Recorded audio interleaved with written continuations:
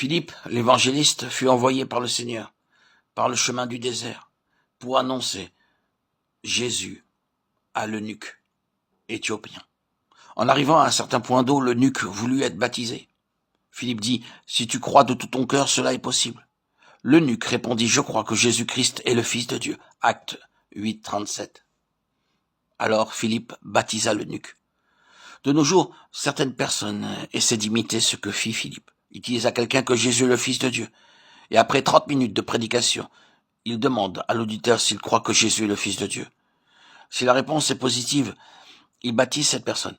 Si quelque chose leur était demandé à l'égard de leur manière d'agir, ils répondraient sans nul doute quelque chose comme ceci. Philippe a fait la même chose. Donc, ce que nous avons fait est tout à fait scripturaire. C'est certainement ce que déclare la lettre de la parole de Dieu. Mais nous devons nous demander sur quelle base cette déclaration a été faite. Certaines paroles sont fondées sur une révélation du Saint-Esprit, comme dans le cas de Philippe. C'est pourquoi elles atteindront la partie la plus profonde de l'être de l'auditeur.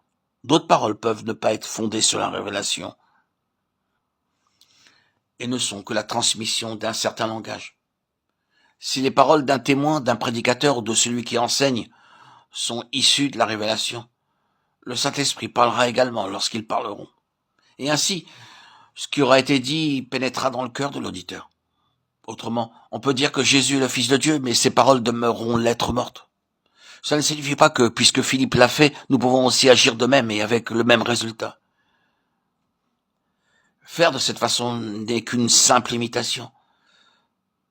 Ce ne sera pas un signe de spiritualité chrétienne.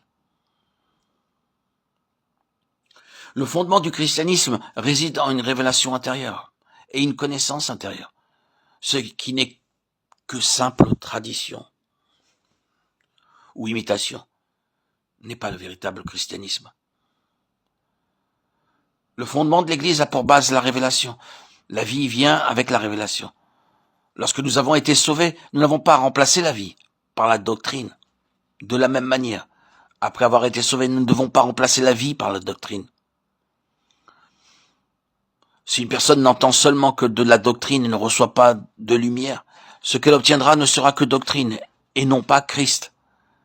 Ses problèmes quotidiens ne seront donc pas résolus.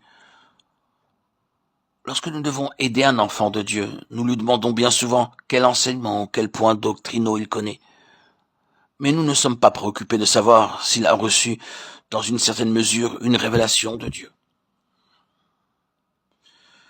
L'importance que nous donnons à la doctrine et non à la révélation met en évidence l'état de faiblesse, de faillite et de stérilité de l'Église. Comment pourrait-il en être autrement ? L'Église est alourdie par beaucoup de doctrines transmises de l'un à l'autre, sans révélation.